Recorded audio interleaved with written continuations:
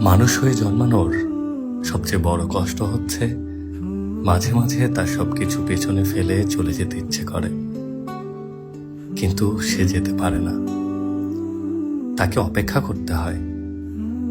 কিসের অপেক্ষা তাও সে ভালো মতো জানে না।